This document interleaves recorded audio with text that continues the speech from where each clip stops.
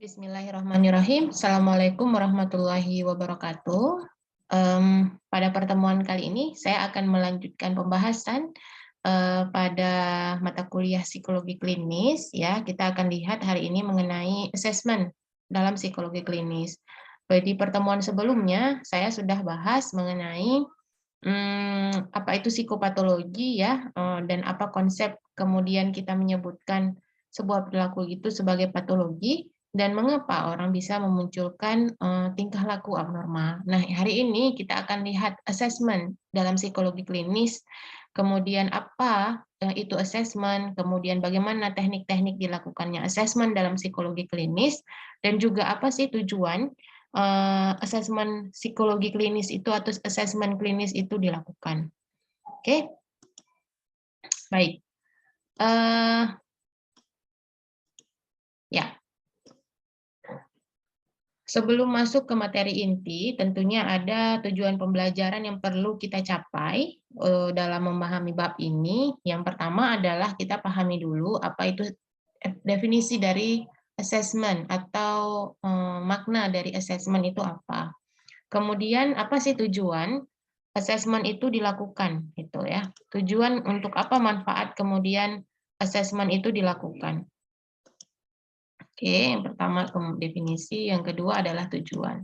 Nah, di sini saya sampaikan sedikit ya, bahwa sebenarnya assessment itu atau menilai seseorang itu sebenarnya setiap saat ya kita lakukan ya. Karena di sini saya sebutkan bahwa kita pada dasarnya seringkali melakukan assessment, melakukan penilaian terhadap orang lain. Misalnya ketika kita jumpa sama seseorang, kita bertemu seseorang, kita kemudian melihat orang tersebut, bagaimana cara dia bicara, kemudian bagaimana tata bahasanya, kemudian pakaian apa yang dia pakai, bagaimana bentuk wajah, dan lain sebagainya ya. Jadi di situ kita berusaha untuk mengumpulkan informasi ya, informasi dari looking seseorang tersebut ya, dari cara bicara seperti tadi saya bilang, dan juga performan fisik yang dia miliki.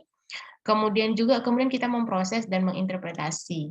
Ya, kita memprosesnya dalam kognitif kita, oh kayaknya ini orang tipikal seperti ini gitu ya, walaupun itu sifatnya sangat subjektif sekali. Nah, informasi tersebut kemudian bisa berupa latar belakangnya yang tadi ya udah saya sebutkan, sikapnya, tingkah laku, atau karakteristik yang dimiliki oleh orang yang baru saja kita jumpai itu. Kemudian informasi itu kita akan hubungkan dengan pengalaman-pengalaman yang pernah kita miliki dengan, oh kayaknya kalau begini cara bicaranya orangnya kayaknya kayak gini deh gitu ya. Karena kan kita pernah punya pengalaman ya, atau melihat orang lain sebelumnya, dan kita akan punya ekspektasi atau punya harapan. Ya, kita punya harapan nih kayaknya orang ini bisa diajak kerja sama, atau ini orangnya kayak asik deh gitu ya. Itu hal simpel yang kita lakukan setiap hari sebenarnya. Terlepas itu apakah bertemu dengan teman dan lain sebagainya ya. Jadi kita bisa mendapatkan kesan ya, kesan dari orang tersebut. Kemudian selanjutnya kesan itu kita jadikan dasar untuk memutuskan bagaimana kita bersikap terhadap orang itu gitu ya. Jadi sebenarnya ini sifatnya tiap hari ya, setiap hari kita bertemu dengan orang lain, bertemu dengan orang baru gitu. Nah, assessment sederhana atau penilaian-penilaian sederhana itu selalu kita lakukan untuk kemudian secara nggak sadar mungkin ya, secara nggak sadar kita lakukan, kita lihat, kita nilai, kita proses dalam kognitif kita, kemudian kita interpretasi, kita kaitkan, kita punya ekspektasi ini sepertinya orangnya seperti ini gitu. Nah, itu asesmen sederhana. Nah, dalam konteks hari ini kita akan belajar asesmen dalam konteks psikologi klinis. Kapan kita melakukan penilaian terhadap orang lain dalam konteks klinis, kemudian apa sih tujuan kita melakukan asesmen klinis atau tujuan kita melakukan penilaian secara klinis itu untuk apa? Itu ya. Nah, sebelum ke sana kita akan lihat dulu definisi. Apa sih pengertian dari assessment? Karena ini yang paling penting ya. Kita bahas assessment tapi kita nggak tahu definisinya apa, nanti akan kebingungan. Ini dia. Nah, definisi secara teoritik yang namanya assessment itu adalah proses mengumpulkan informasi yang biasanya digunakan sebagai dasar untuk pengambilan keputusan yang nantinya akan dikomunikasikan kepada pihak-pihak terkait oleh asesor. Nah, orang yang mengakses, orang yang menilai itu namanya asesor. Contohnya seperti seorang psikolog gitu ya. Dia diminta misalnya untuk melakukan assessment bakat dan minat pada siswa di SMA. Nah, dia adalah orang yang menilai, itu disebut sebagai asesor. Nah ya, psikolognya disebut sebagai asesor. Nah, kemudian ketika kita menilai atau melihat bakat dan minat, itu kan kita berupaya untuk mengumpulkan informasi. Ya, kita berupaya untuk mengumpulkan informasi mengenai bagaimana bakat dan minat misalnya pada anak SMA tersebut, ya. Kemudian bakat dan minat yang kita kumpulkan datanya itu akan kita jadikan dasar untuk mengambil keputusan. Ya, akan mengambil keputusan apakah dia cocok di bidang ini atau enggak, apakah dia sesuai dengan jenis-jenis pekerjaan tertentu atau enggak, itu ya, itulah keputusan. Jadi nanti direkomendasikan atau disarankan dan lain sebagainya, itu adalah keputusan. Jadi keputusan itu didasarkan dari informasi yang diperoleh. Nah, keputusan ini nantinya akan kita komunikasikan kepada pihak-pihak terkait. Nah, pihak terkait kalau dalam hal tadi adalah sekolah, bisa jadi ya, ke sekolah, atau bisa jadi juga ke orang tua murid, bahwa misalnya anak bapak dan ibu cocok misalnya punya bakat di bidang ini, gitu ya. Jadi itulah ya, assessment. Jadi kita mengumpulkan informasi, kemudian informasi itu akan kita jadikan keputusan, untuk keputusan itu dikomunikasikan kepada pihak-pihak terkait. Jadi ada 3 keywords-nya di sini ya, informasi, dasar keputusan, kemudian dikomunikasikan kepada pihak terkait oleh asesor. Asesor di sini dalam konteksnya adalah psikolognya ya. Orang yang melakukan assessment namanya adalah asesor. Nah, sama halnya sebenarnya saat kita melakukan sebuah penelitian ya, assessment pun seperti itu sebenarnya pada basicnya. Prosesnya itu ada 4. Yang pertama kita mengumpulkan dulu data. Nah, mengumpulkan data dalam hal ini adalah mengumpulkan informasi seperti yang tadi ya. Kita mengumpulkan informasi, kita perencanakan dulu ya, merencanakan bagaimana data itu akan kita kumpulkan. Apakah kita menggunakan wawancara, apakah menggunakan observasi, kita lakukan tes psikologis ya. Itu kita rencanakan dulu ya. Kita rencanakan dulu mau pakai apa nih teknik pengumpulan datanya. Baru kemudian tahap kedua adalah kita kumpulkan data sesuai dengan rencana yang sudah kita buat di tahap awal. Kemudian yang ketiga adalah kita proses data yang sudah kita kumpulkan itu, kemudian kita proses ya, baru kemudian hasilnya kita akan komunikasikan kepada pihak-pihak yang terkait. Jadi ini ya prosesnya ya. Jadi pertama kita plan dulu, kita rencanakan dulu bagaimana proses data itu diambil, bagaimana informasi yang mau kita gali itu dilakukan, bagaimana proses assessment yang mau kita lakukan ya. Yang kemudian data yang kedua adalah kita kumpulkan datanya sesuai dengan yang udah kita planning ya. Kemudian kita proses datanya, baru yang terakhir adalah kita komunikasikan gitu. Ya, ini ya assessment ya. Nah, yang pertama kita akan lihat dulu. Yang pertama adalah planning ya. Tadi merencanakan planning data collection procedure. Kita melakukan perencanaan terhadap prosedur pengambilan data. Nah, di sini kan kita mau melakukan assessment. Kayak tadi misalnya contohnya kita mau melakukan assessment terhadap siswa di sekolah yang terkait dengan kemampuan, minat, dan bakat mereka misalnya. Nah, apa yang mau kita ketahui? Itu dulu. Mau tahu tentang apa nih? Kita melakukan assessment, apa yang mau kita tahu? Nah, itu dulu pertanyaannya ya. Jadi kita mau tahu tentang apa? Apa kita mau tahu kepribadiannya? Apa kita mau tahu kognitifnya? Atau misalnya kita mau tahu bagaimana dinamika keluarganya, ya, tergantung konteks problem kliennya gitu ya. Jadi yang kita mau tahu ini apa dulu gitu ya, kayak tadi.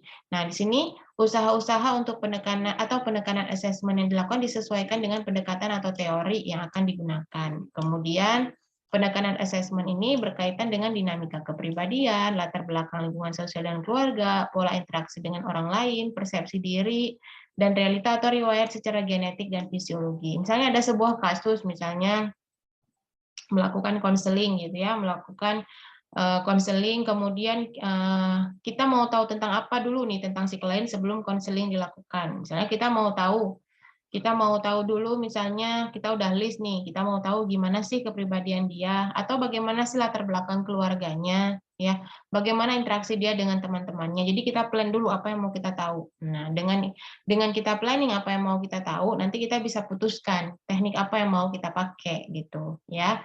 Tuh, itu ya satu, jadi merencanakan dulu. Nah, ini beberapa hal yang mungkin bisa kita apa namanya, data-data awal yang bisa kita list ya, atau yang bisa kita buat, kita buat rincian, apa aja yang mau kita tahu dari klien, ya. Ini walaupun nggak semua ya, tapi ini pada umumnya adalah misalnya yang berhubungan dengan somatik. Somatik ini terkait dengan badannya, golongan darah, respon terhadap stres, fungsi hati, kemudian karakteristik genetik, riwayat penyakit, dan lain sebagainya. Walaupun ini nggak semua ya, bergantung sekali pada problem klien sebenarnya. Kemudian fisik, tinggi badan, jenis kelamin, warna kulit, dan sebagainya ya. Demografis, nama, umur, tempat tinggal. Jadi data-data inilah yang perlu kita cek dulu apa yang mau kita tahu gitu ya. Kemudian overt behavior-nya, perilaku yang nampak ya, kecepatan membaca, koordinasi mata tangan, kemampuan conversation, dia berkomunikasi, keterampilan bekerja, ada nggak kebiasaan merokok, dan lain sebagainya. Kemudian juga kemampuan kognitifnya, kemampuan emosinya, kemudian juga lingkungan, bisa jadi ya di mana dia tinggal, di mana pernikahannya kalau dia udah menikah, pekerjaannya apa, perilaku anggota keluarga dan temannya gimana gitu ya.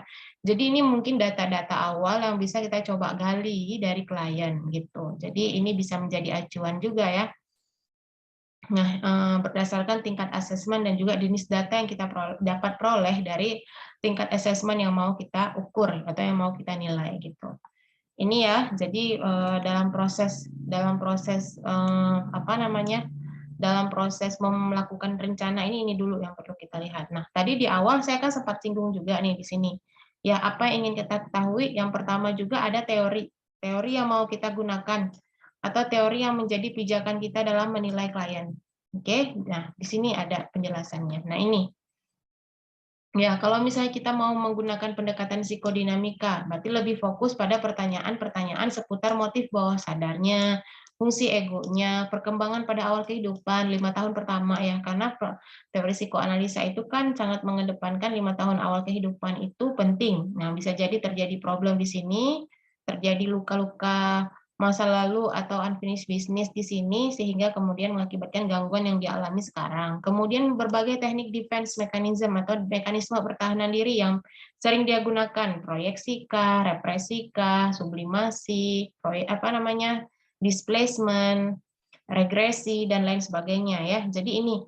Jadi kita juga harus lihat dulu kita mau pakai teknik apa nih untuk menggali atau mau pakai pendekatan apa ketika kita melakukan assessment ini. Kemudian yang kedua, kita mau gunakan cognitive behavior misalnya. Fokusnya ya pada keterampilannya, pola pikir, stimulus yang mendahului serta permasalahan perilaku yang menyertainya. Karena kita fokusnya adalah pada behaviornya ya, pada perilakunya. Jadi kita nggak lihat masa lalunya ya, nggak sama kayak psikodinamika tadi. Jadi kita lebih fokus pada perilaku yang dia alami sekarang tuh masalahnya apa.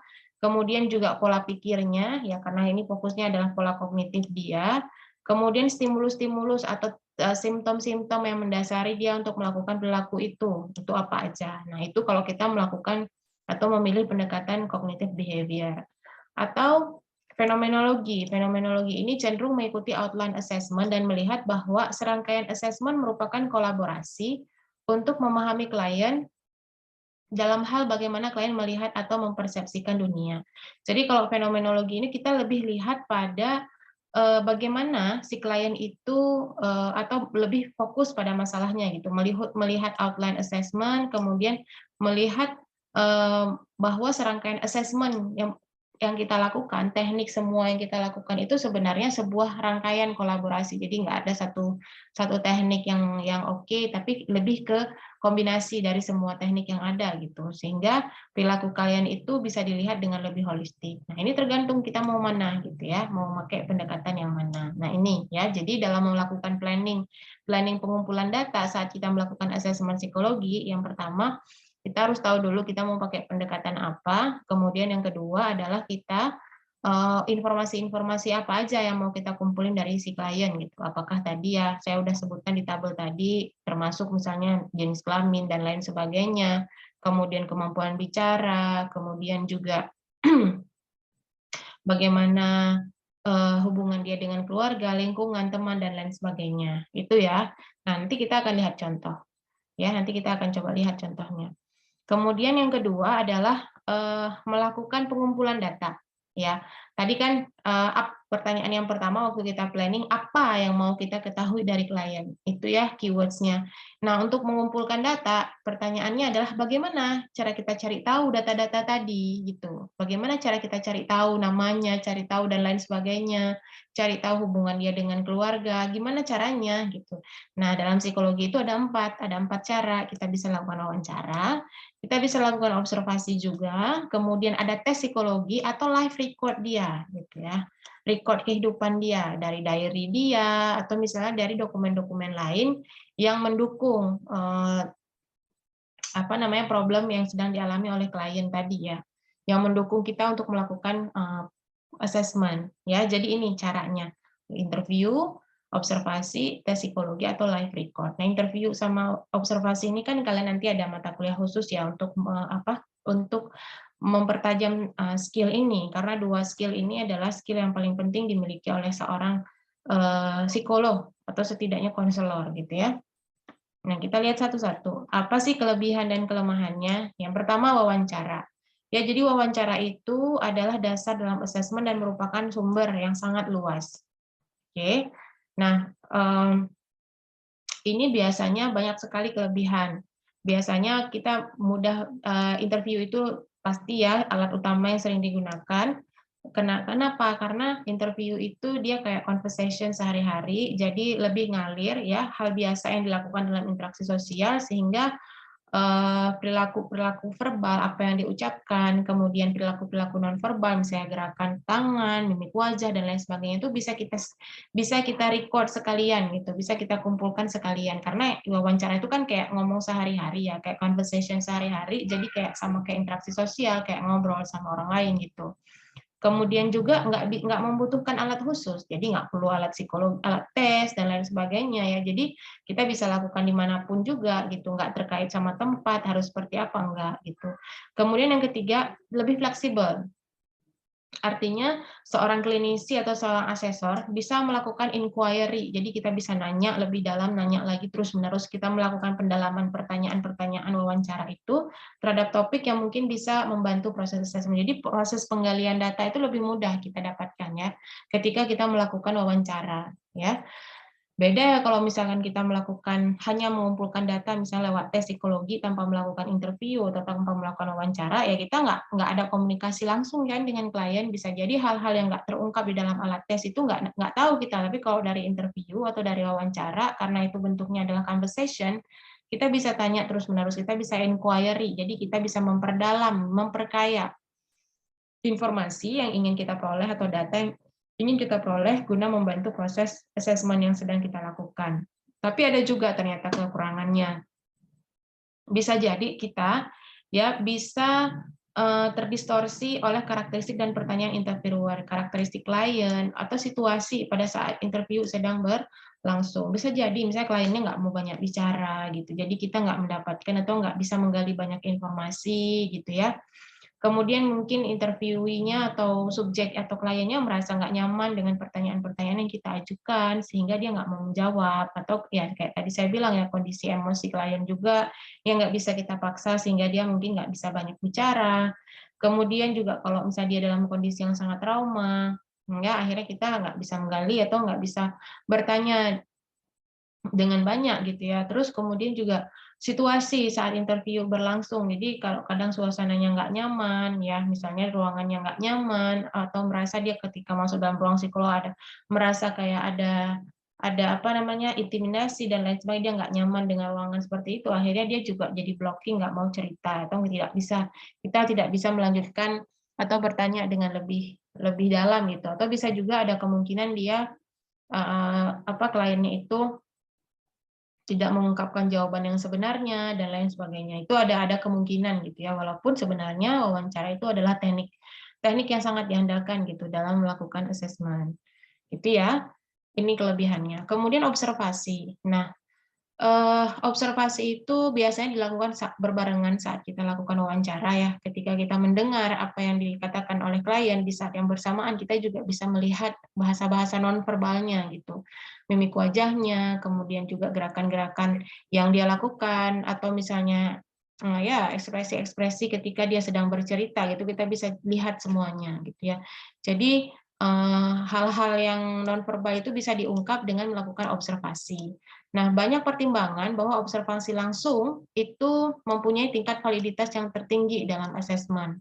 Karena observasi yang dilakukan secara langsung itu mempunyai kemampuan untuk menghindari permasalahan yang muncul selama interview atau tes seperti masalah memori, respon, motivasi, atau bias situasional. Ketika kita melihat misalnya kayak seorang anak gitu ya, dimasukkan kan kalau anak itu sulit kita melakukan interview ya karena mungkin dia keterbatasan komunikasi dan lain sebagainya. Kita observasi perilaku anak, kita tinggal letakkan dia dalam ruangan dengan mainan-mainan, kemudian kita observasi dia di luar gitu. Nah, itu mudah kita untuk lihat bagaimana perilakunya ya, bagaimana kemudian interaksinya dengan teman-temannya, misalnya kalau dalam sebuah ruangan itu ada anak-anak lain juga ya, yang mungkin kita nggak bisa tanya kan ya waktu dia ketika interview karena masalah bahasa tadi gitu ya. Nah itu salah satu kelebihan observasi. Kemudian gini ya, relevansi terhadap perilakunya menjadi topik utama. Misalnya, perilaku agresif anak dapat diobservasi sebagaimana perilaku yang ditunjukkan dalam lingkungan bermain di mana masalah itu telah muncul. Jadi susah ya menggali, misalnya melihat dibandingkan kita nanya kenapa kamu menunjukkan perilaku agresif. Itu kan kadang-kadang orang pretend nggak mau jawab gitu ya, atau apalagi anak-anak dia pasti nggak tahu mau jawab, atau kalau kita tanya orang tuanya pasti orang tuanya akan faking good ya, atau akan memberikan jawaban yang baik gitu ya, membela anaknya. Tapi kalau misalnya kita lakukan observasi, kita buat kondisi itu memang sealamiah mungkin, anak sedang bermain dengan teman-temannya. Nah, di situ kita bisa lihat perilaku agresif yang muncul itu seperti apa gitu. Nah, ini kelebihan-kelebihan observasi. Jadi sesuatu yang nggak bisa kita tanya, nggak bisa dikomunikasikan dengan bahasa verbal, itu akan mudah sekali dilihat dengan menggunakan observasi. Selain memang observasi pun bisa dilakukan saat wawancara berlangsung, ya itu menjadi sebuah data tambahan untuk kita asesor. Kemudian yang ketiga, kelebihannya adalah observasi dapat mengakses atau dapat menilai perilaku dalam konteks sosial. Gitu. Kayak tadi saya bilang ya, misalnya untuk memahami seorang pasien kelihatan depresi setelah dikunjungi keluarga akan lebih bermakna dengan mengamati secara langsung daripada bertanya apakah Anda pernah depresi ya. Jadi kita bisa melihat gitu ya, membuat kondisi sealamiah mungkin. Kita lihat nih dia apa namanya ketika baru dikunjungi oleh keluarganya, kemudian ketika keluarga pulang dia sedih gitu ya. Di situ kan kelihatan perubahan perilakunya dibandingkan kita tanya dia apakah kamu pernah depresi, mungkin dia mau jawab juga bingung gitu ya, mau jawab apa, keterbatasan komunikasi dan lain sebagainya, atau dia mungkin nggak mau jawab, lebih pretend untuk ya ngapain cerita gitu ya. Tapi dengan observasi kita bisa menambah informasi, oh seperti ini bentuk perilaku yang muncul gitu ya. Kemudian kelebihan lainnya ya sudah jelas ya, bisa mendeskripsikan perilaku secara khusus dan juga detail gitu, dibandingkan ketika wawancara. Jadi masing-masing teknik ini sebenarnya punya kelebihan dan juga punya kekurangannya ya. Kalau tadi wawancara kita bisa dapatkan informasi mungkin lebih kaya karena komunikasi yang muncul lebih banyak, data bisa dicatat gitu ya. Cuman bisa jadi kekurangannya adalah klien nggak mau jawab atau misalnya dia belum tentu jujur atau mau semuanya diceritakan. Observasi mungkin butuh keterampilan atau jam tayang tinggi juga karena ini subjektif juga bisa jadi tinggi ya. Kita melihat sesuatu gitu kemudian kita menginterpretasi. Belum tentu yang dirasakan oleh klien sama seperti yang kita interpretasi. Tapi di balik itu memang ada juga kelebihannya ketika kita ingin mengungkap sesuatu yang nggak bisa diutarakan dengan kata-kata, maka observasi menjadi jalan keluar yang baik gitu. Ini ya. Jadi yang pertama tadi planning, saya ulang lagi, yang waktu kita planning itu adalah kita mau tahu ada data apa sih yang mau kita kumpulin. Kemudian yang kedua, dengan collecting data, bagaimana cara data itu kita kumpulkan gitu. Nah, kemudian teknik yang ketiga, tadi pertama interview, kemudian observasi, yang ketiga tes psikologi. Nah, tes psikologi ini memang udah terstandarisasi ya, ada standarnya, ada normanya, ketika hasil udah keluar ada norma bagaimana cara membaca hasil tes. Jadi dia memang agak sedikit rigid ya. Jadi kita nggak bisa mengelaborasi dan nggak ada satu alat tes yang sempurna gitu. Biasanya tes dilakukan serangkaian. Jadi ada beberapa tes. Nah, Seperti individu, tes juga memberikan sampel. Jadi yang dapat itu sampel ya, bukan keseluruhan perilaku, tapi hanya sampel perilaku saja. Hanya saja dalam tes, stimulus yang direspon klien lebih terstandarisasi dibandingkan interview. Jadi kalau interview tadi kan kita bisa melakukan inquiry atau pendalaman sesuai dengan jalannya conversation atau percakapan kita dan klien. Tapi kalau tes itu kan udah ada pertanyaannya, kemudian udah ada juga pilihan jawabannya gitu ya. Jadi klien tinggal memberikan respon sesuai dengan pertanyaan yang diajukan. Mana yang sesuai ya, jadi tidak ada jawaban benar salah kecuali tes intelijensi. Nah, tes-tes kepribadian biasanya nggak ada jawaban benar salah, jadi klien diminta untuk memilih jawaban yang paling sesuai dengan dirinya.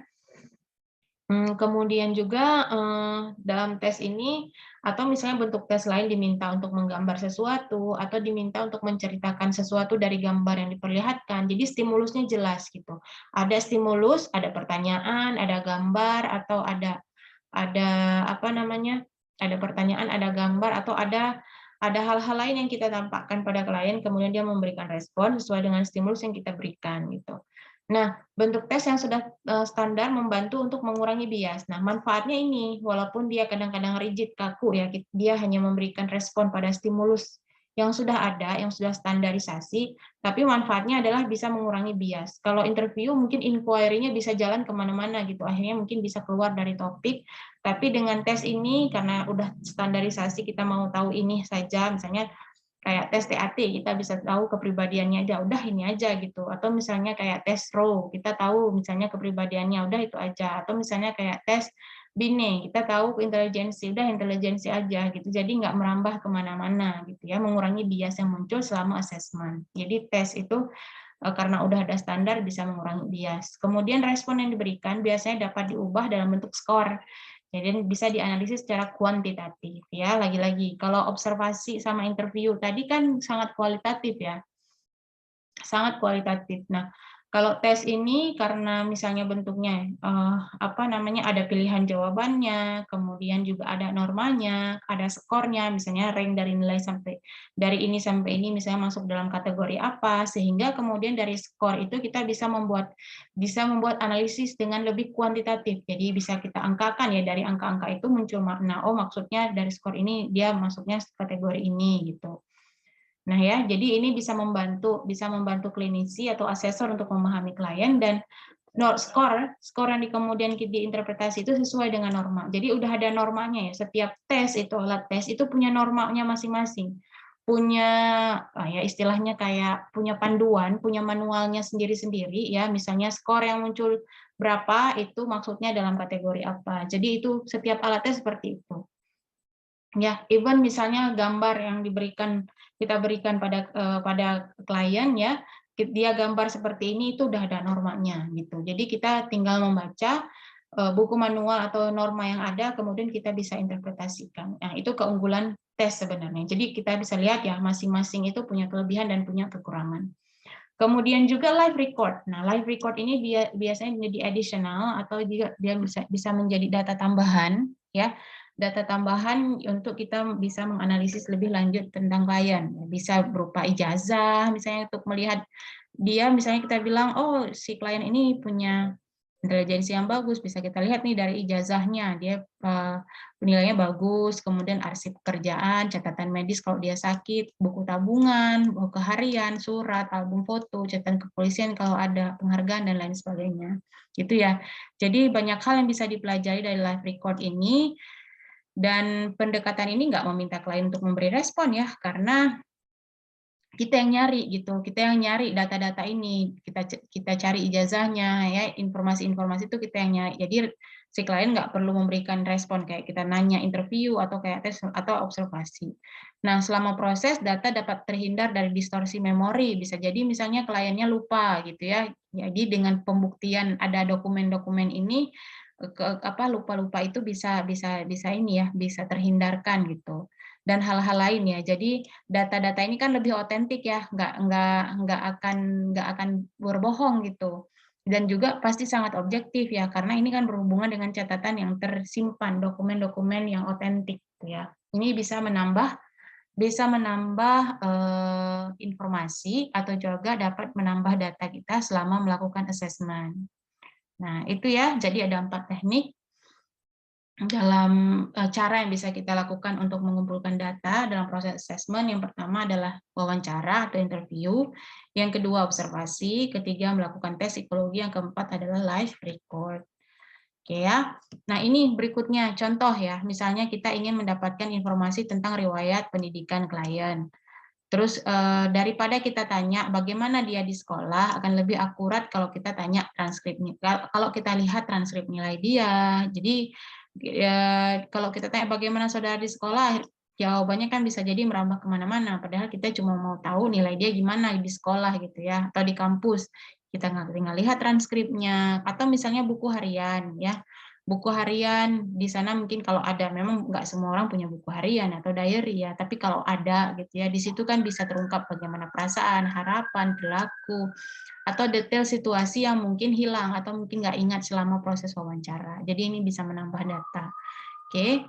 Nah, jadi live record seperti ini ya bisa membantu sekali klien, bisa membantu sekali kita sebagai asesor atau klinisi untuk memahami klien dengan lebih baik. Jadi nggak bisa ya, nggak bisa kita ketika memahami seseorang, ketika kita melakukan assessment terhadap seorang klien, kita hanya mengandalkan satu alat atau satu teknik atau satu pendekatan, nggak bisa, karena kita memahami manusia yang sangat dinamis. Ya, bisa jadi terungkap lewat interview, bisa jadi nggak terungkap lewat interview. Kita harus gunakan teknik lain, lakukan observasi. Jadi ketika kita dapat nih semua data, itu sifatnya holistik dan lebih komprehensif gitu. Semua data ada. Jadi itu juga gunanya adalah untuk menghindari supaya kita sebagai asesor ini nggak bias. Ya, sama kayak kita menilai seseorang, nggak mungkin hanya melihat hanya dari satu sudut pandang atau dari satu perspektif. Kita juga lihat dari sudut pandang lain. Ya, gunanya apa? Untuk memperkaya data kita sehingga ketika nanti akhirnya tujuan dari asesmen ini kan kita mengambil keputusan ya. Mengambil keputusan. Jadi ketika kita mengambil keputusan, keputusan yang kita buat itu memang berdasarkan pada data-data yang objektif. Ya, data-data yang objektif bisa kita pertanggungjawabkan gitu. Data-data objektif itu kita dapatkan dengan berbagai teknik. Ini kombinasi dari semua teknik. Ya, nggak bisa hanya tes saja, nggak bisa hanya wawancara saja. Jadi semua kompleks gitu. Jadi menghasilkanlah sebuah hasil, apalagi kalau wawancaranya klinis ya. Wawancaranya klinis gitu. Jadi semua data itu terkumpul ya, yang kemudian tujuan kita adalah untuk mendeskripsikan atau menggambarkan dinamika kehidupan seseorang itu. Nah, gitu ya. Baik. Kita masuk ke pertanyaan yang pertama. Pertanyaan yang pertama, apa saja teknik yang dilakukan dalam pengambilan data untuk asesmen klinis? Oke, tadi sudah saya jelaskan ya. Silahkan kalian sebutkan apa saja teknik-teknik yang dilakukan dalam asesmen klinis dan juga jelaskan. Ya, jangan disebutkan tapi jelaskan juga bagaimana maksudnya. Baik, jelas ya? Oke, kita masuk ke metode yang ketiga, langkah yang ketiga ya, setelah kita planning, setelah data kita collect atau setelah kita kumpulkan, kemudian kita proses data itu. Ya, kita proses datanya. Kemudian pertanyaan yang penting adalah di sini bagaimana data-data itu dikombinasikan. Kita udah dapat banyak data dari interview, data dari wawancara, dari live record, tes psikologi. Bagaimana kemudian data-data itu kita kombinasikan untuk menggambarkan seseorang gitu. Ya, kemudian juga bagaimana data yang sudah kita kumpulkan itu bisa mengurangi bias kita sebagai seorang asesor. Jangan sampai ini jadinya subjektif kita, jadi subjektif pendapat kita, nggak kita dasarkan pada data-data yang real di lapangan gitu, nggak boleh ya. Jadi bagaimana data itu harusnya kita kombinasikan agar hasilnya menjadi komprehensif dan kita juga nggak boleh bias. Oke. Kemudian teori apa nih? Balik lagi, teori apa yang kita mau pakai? Ya, teori psikoanalisa, teori cognitive behavior, atau pakai fenomenologi. Ya, kita memproses data ini mau pakai teknik apa? Kalau memang di awal tadi kita planning mau psikoanalisa, maka kita prosesnya juga harus pakai psikoanalisa. Kalau awal kita planning mau pakai behavior, ya kita harus processingnya pakai behavior juga ya, karena kita udah ngumpulin data terkait dengan cognitive behavior atau fenomenologi gitu. Jadi harus sejalan. Nah, ini ya penjelasannya. Setelah data semua terkumpul, setelah kita mengumpulkan semua informasi terkait dengan klien, langkah berikutnya adalah kita menentukan arti dari data itu. Yang tadi kita proses, ya, bagaimana data itu kita kombinasikan.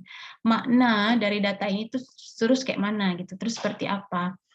Terus jika informasi tersebut sekiranya berguna untuk mencapai tujuan kita melakukan asesmen, maka informasi itu akan dipindahkan dari data kasar menjadi format yang interpretatif. Biasanya ini akan ada format laporan khusus ya, format laporan assessment. Jadi kita harus memindahkan data-data yang sudah kita dapat, misalnya data-data bagaimana dinamika kepribadiannya, kemudian kan bagaimana kehidupan dia dengan keluarga, intelijensinya. Biasanya data-data kasar yang sudah kita dapatkan tadi dari 4 teknik tadi akan kita pindahkan ke format. Kita akan pindahkan ke template laporan supaya kita bisa interpretasi. Nah, langkah ini dinamakan dengan proses data assessment atau clinical judgment, ya, ini gitu. Jadi nanti akan ada format khusus ya, poin-poin apa aja yang perlu ada di dalam laporan supaya nanti laporan itulah yang akan kita berikan kepada orang yang perlu gitu. Misalnya kita diminta bantu tadi oleh sekolah, misalnya untuk melihat minat bakat. Oh, laporan ini kemudian kita serahkan ke pihak sekolah untuk dijadikan rekomendasi, atau misalnya kita kasih ke orang tua, atau misalnya kita diminta untuk melakukan assessment pada seorang narapidana gitu ya. Nah, kita udah mengumpulkan data. Nah, bisa jadi hasil data yang sudah kita kumpulkan, kemudian kita proses gitu ya, sudah kita kita bikin laporan itu mungkin bisa jadi membantu saat persidangan, membantu proses pengambilan keputusan saat persidangan dan lain sebagainya. Jadi gitu ya. Jadi data yang udah kita dapat tadi di tahap kedua, kemudian kita pindahkan ke format laporan supaya kita bisa membuat sebuah dinamika, gitu, membuat sebuah laporan interpretatif. Contoh ya, ini saya mau kasih contoh supaya kalian lebih jelas, mudah-mudahan bisa dipahami ya. Ini contoh kasus. Seorang laki-laki menelan 20 tablet obat penenang sebelum tidur tadi malam di sebuah hotel. Tapi dia beruntungnya bisa diselamatkan oleh petugas kebersihan yang akhirnya membawa laki-laki itu ke rumah sakit. Nah, ini kasusnya. Ya, ini case-nya. Jadi seorang laki-laki dia menelan 20 tablet sebelum tidur, ya, dia melakukannya di hotel, ya, ingat keyword-nya dia lakukan di hotel, bukan di rumah. Kemudian dia berhasil, untungnya dia berhasil diselamatkan oleh petugas kebersihan yang membawa dia ke rumah sakit. Nah, coba kita analisis dulu. Ya, kita analisis. Oke, di sini ada beberapa tahap.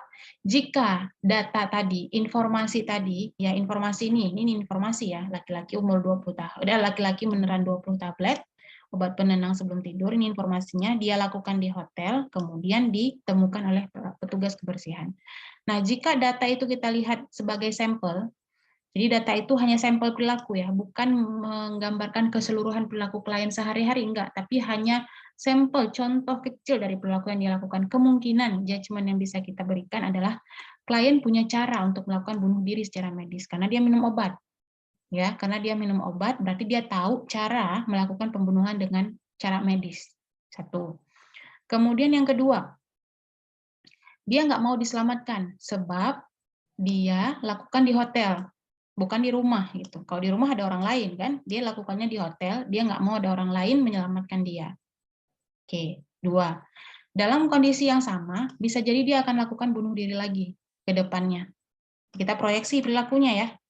Ya, ini lihat, dalam situasi yang sama, bisa jadi ke depannya dia akan coba bunuh diri lagi.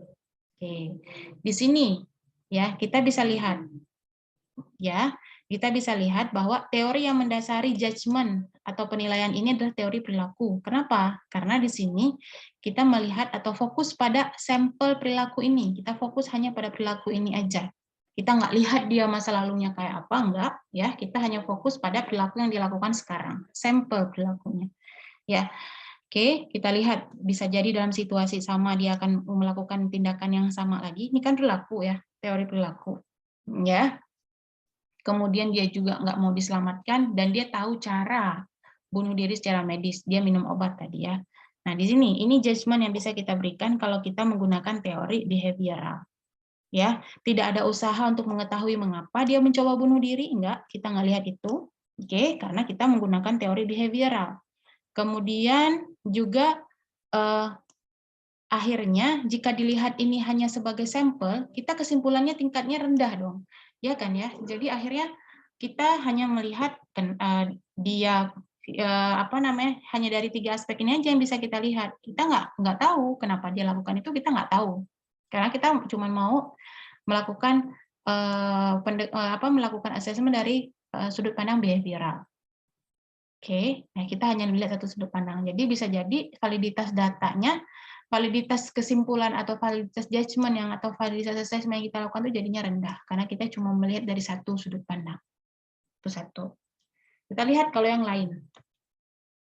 Nah, jika kita memandang, kalau tadi kita melihat bahwa yang dilakukan oleh klien itu sebagai sampel ya, ingat ini sampel dari perilaku. Kemudian yang kedua, kalau kita lihat itu adalah korelasi dari aspek-aspek lain yang mungkin bisa jadi terjadi dalam hidupnya. Kemungkinan klien ini sepertinya orang yang single atau bisa jadi dia bercerai sehingga mengalami kesepian. Nah, ini mulai ada melihat aspek lain ya. Kemudian klien itu bisa jadi mengalami depresi, atau bisa jadi juga dia kurang mendapatkan dukungan emosi, secara emosi dari teman dan keluarganya. Jadi kita melihat sebagai tindakan yang dilakukan itu, tindakan yang dilakukan untuk upaya bunuh diri yang dia lakukan itu adalah ada hubungannya dengan aspek lain dalam kehidupan klien. Jadi kita nggak lihat hanya sampel perilaku ini aja, tapi kita lihat bisa jadi tindakan yang dia lakukan sekarang itu ada kaitannya dengan aspek-aspek lain yang terjadi dalam kehidupan dia. Ya, aspek-aspek lainnya ini aja, ini gitu ya. Bisa jadi dia kesepian atau mengalami depresi, nggak ada dukungan keluarga dan lain sebagainya. Ya, jadi di sini kita melihat ada kombinasi ya, ada kombinasi antara perilaku yang dilakukan oleh klien, kemudian ada juga kaitannya dengan perilaku lain yang mungkin atau pengalaman lain atau kondisi lain yang bisa jadi dialami oleh klien. Ya. Nah, jika kita bandingkan dengan teknik yang pertama yang tadi yang kita melihat perilaku itu hanya sebagai sebuah sampel, kita bandingkan dengan yang ini, di sini kesimpulannya udah ada pada tingkat yang agak lebih tinggi itu validitasnya. Kalau tadi kan hanya dari satu ya, kita hanya lihat kan dia berperilaku itu. Kalau di tahap yang kedua, analisis yang kedua ini kita sudah lihat mungkin bisa jadi ada pengalaman lain gitu ya. Ada data lain ya yang kita dapat tadi ya hubungan dengan bunuh diri, apa dia depresi, usianya tadi ada parubaya, jenis kelaminnya, dukungan sosial dan depresi ya. Nah itu ya. Jadi semakin kuat pemahaman terhadap hubungan antar variabel, maka kesimpulan yang diambil akan semakin akurat. Dan pendekatan ini bisa jadi didasarkan pada beragam teori. Nggak hanya pada satu teori, kan kelihatan ya kalau di sini ya udah ada mulai kayak muncul teori psikoanalisa. Bisa jadi ini ada pengalaman yang nggak menyenangkan di masa lalu. Nah, ya, jadi sudah ada kombinasi ya. Bandingkan ya analisis yang pertama dengan analisis kedua, mana yang lebih bagus gitu ya. Kemudian kita lihat analisis yang ketiga. Nah, analisis yang ketiga, data tadi dilihat sebagai tanda atau sign yang lain. Yang pertama tadi sebagai sampel, yang kedua sebagai korelasi, yang ketiga sebagai tanda. Mungkin ini tindakan yang dia lakukan, upaya bunuh diri yang dia lakukan ini kayaknya ada tanda lain yang dia memunculkan. Bisa jadi ada dorongan agresif yang berubah menjadi menyerang diri sendiri. Atau perilaku klien itu merefleksikan adanya konflik intrapsikis. Atau perilaku minum obat merupakan manifestasi adanya kebutuhan untuk ditolong yang dia nggak sadari gitu. Ya, nah kesimpulan yang didapat berada pada tingkat paling tinggi karena kita udah kombinasikan teori yang mendasari pendekatan ini adalah psikoanalisa atau fenomenologi. Jadi kita nggak hanya lagi melihat satu perspektif ya, tapi juga udah melihat pada perspektif yang lain, udah ada psikoanalisanya, kemudian apalagi udah fenomenologi ya, udah mengkombinasikan berbagai teknik gitu. Jadi kita melihat bahwa perilaku dia lakukan itu nggak hanya melihat itu sebagai bentuk depresi, ya, nggak hanya melihat itu sebagai upaya bunuh diri biasa aja gitu, tapi juga ada hal lain yang menjadi tanda di belakangnya. Bisa jadi dia ada dorongan untuk melakukan agresivitas sehingga melakukan self harm atau bunuh diri. Mungkin ada konflik interpsikis yang dia miliki sehingga perilaku dia itu memunculkan atau jadi refleksinya gitu. Atau perilaku minum obat itu jadinya sebuah manifestasi keinginan dia untuk ditolong sama orang lain sebenarnya gitu. Jadi ini ya, jadi analisisnya menjadi lebih komprehensif. Jadi paham ya. Jadi dalam kita melakukan analisis data gitu ya, dalam melakukan analisis terhadap data yang sudah kita peroleh dari klien tadi, kita nggak bisa melakukan hanya satu pendekatan, kita nggak bisa hanya melihat perilaku itu apa yang terjadi di situ saja, tapi kita harus melihatnya dengan lebih luas, dengan berbagai perspektif apa yang mendasari dia. Makanya tadi saya bilang ketika kita memperoleh data, klien itu nggak bisa hanya dari wawancara, nggak bisa hanya dari observasi saja, ya, nggak bisa cuma dengan tes, tapi juga butuh live record masa lalu dia, pengalaman-pengalaman dia di masa lalu, bagaimana track record kehidupannya, itu semua berfungsi untuk kita mengumpulkan data dengan lebih komprehensif, dengan lebih matang gitu ya. Jadi memang gunanya adalah untuk menghindari bias kita sebagai seorang asesor, ya.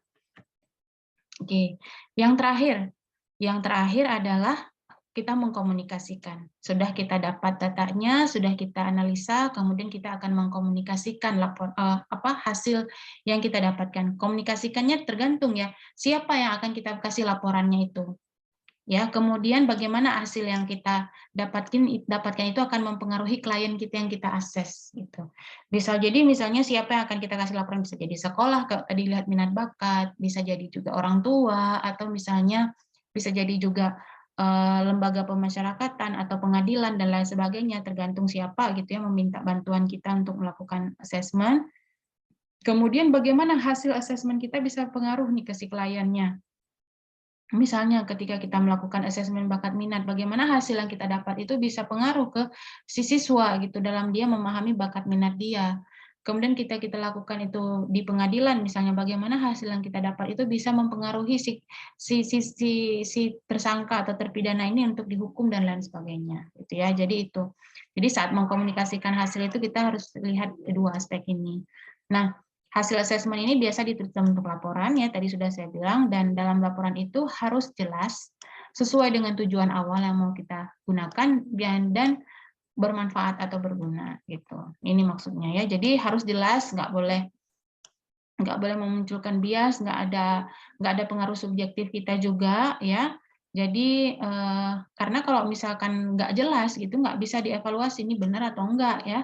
Kemudian ketidakjelasan itu juga bisa mengakibatkan salah interpretasi nanti. Ketika salah interpretasi, jadi salah kesimpulan, salah rekomendasi, akhirnya salah pengambilan keputusan gitu. Oke. Kemudian yang kedua adalah relevan dengan tujuan. Tujuan awal kita melakukan assessment untuk apa? Jadi laporan akhir atau ketika kita mengkomunikasikan hasilnya harus sesuai dengan tujuan gitu ya. Jadi harus relevan, jangan nanti tujuan awalnya lain, melihat minat bakat kok hasilnya udah melihat yang lain gitu ya. Perkembangan emosi misalnya kan jadinya nggak relevan, apa yang mau dicapainya nggak sama gitu. Kemudian terakhir ada bermanfaat, ya bermanfaat atau berguna.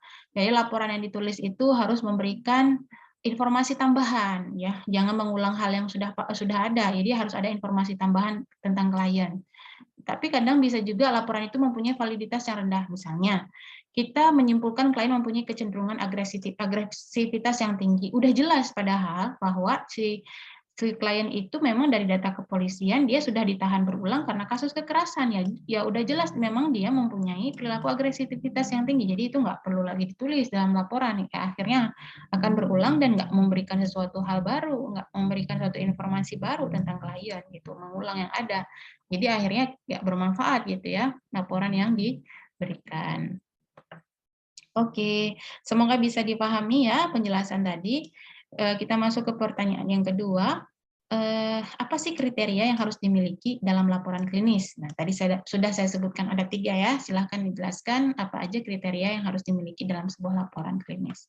Oke, kita masuk ke pembahasan yang terakhir, yaitu tujuan dilakukannya asesmen. Untuk apa sih kita lakukan asesmen? Nah, yang pertama untuk diagnosa. Ya, untuk diagnosa.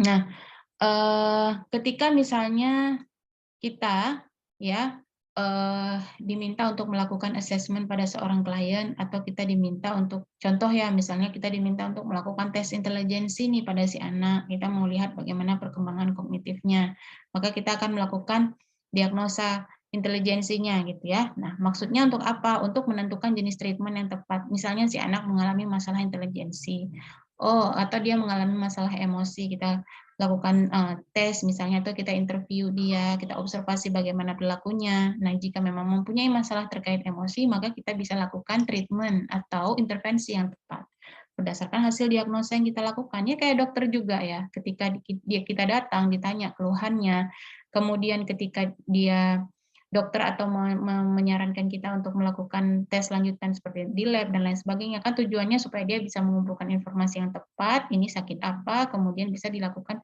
penanganan yang tepat, kasih obat apa, ya. Masalah psikologis juga sama gitu ya. Jadi setelah dilakukan diagnosa, kemudian penanganannya apa gitu ya. Suatu treatment akan bergantung pada bagaimana pemahaman seorang klinisi atau asesor terhadap kondisi klien termasuk jenis gangguannya. Jadi kalau kita nggak tahu gangguannya apa, bagaimana kita mau mengobati, bagaimana juga kita mau kasih treatment yang tepat. Jadi inilah tujuan assessment ya. Tujuan yang pertama ya. Jadi kita bisa tahu dia punya masalah apa, dengan tahu masalah apa kita bisa memberikan treatment yang tepat. Atau misalnya kalau kita butuh untuk lakukan penelitian, penelitian ini untuk valid atau enggak sih diagnosa yang akan kita tegakkan. Misalnya penelitian dalam bentuk eksperimen, kita mau kasih intervensi, misalnya intervensi khusus pada subjek penelitian kita, misalnya terapi apa gitu. Jadi kan dengan melakukan diagnosa yang tepat, jadi kita merekrut orang-orang yang memang yang tepat untuk menjadi subjek penelitian kita gitu ya. Jadi intervensi atau treatment yang kita berikan dalam penelitian pun akhirnya bermanfaat karena sesuai dengan kebutuhan si subjek penelitian. Nah, kemudian memungkinkan klinisi juga untuk mendiskusikan gangguan dengan efektif dengan profesional yang lain. Ketika dia ingin berdiskusi misalnya mungkin dengan psikiater atau teman lainnya sesama psikolog ya, dia bisa diskusi karena dia sudah menegakkan diagnosa ini, jadi dia punya dasar untuk menyampaikan apa masalah yang dialami oleh kliennya sehingga dia bisa mendapatkan saran atau masukan atau rujukan misalnya atau refer ke yang lain gitu. Yang pertama tujuannya. Kemudian yang kedua adalah untuk melakukan deskripsi. Ya, untuk deskripsi. Pada para klinisi beranggapan bahwa untuk memahami konten dari perilaku klien secara utuh, maka harus mempertimbangkan juga konteks sosialnya, budaya, dan juga fisik. Jadi kita nggak bisa pahami klien itu hanya dari perilaku yang tadi kayak contoh saya bilang tadi ya.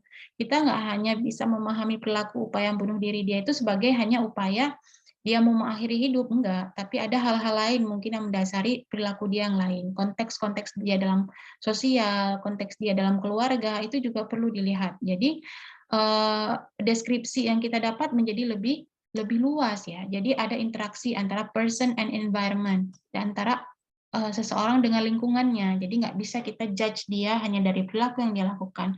Bisa jadi perilaku yang dia lakukan itu karena ada dorongan-dorongan atau apa ada hal-hal lain gitu yang mendorong dia untuk melakukan perilaku itu. Nah, ya. Nah, sehingga kita bisa melakukan deskripsi terhadap kepribadian seseorang itu dengan utuh, gitu ya. Jadi nggak bisa hanya sebagian, sepotong-potong. Akhirnya kita nanti dalam mengambil keputusan pun menjadi bias. Ketika bias, akhirnya ke rekomendasi yang kita berikan jadinya nggak bermanfaat ya. Gitu. Dengan menggunakan pendekatan deskriptif ini memudahkan klinisi untuk mengukur perilaku pra-treatment, merencanakan treatment yang baik dan mengevaluasi perubahannya gitu ya. Jadi dengan deskripsi ini kita bisa lihat nih sebelum diberikan treatment perilaku dia seperti ini atau sebelum diterapi perilaku dia gini. Oh, kalau seperti ini berarti kita bisa planning nih treatment apa yang mau kita kasih, kemudian ketika treatment udah selesai, terapi udah selesai, kita bisa evaluasi ada nggak perubahan dia ketika sebelum dan sesudah diberikan terapi psikologis gitu ya. Kita bisa deskripsikan, kita bisa jelaskan. Ini ya maksudnya ya.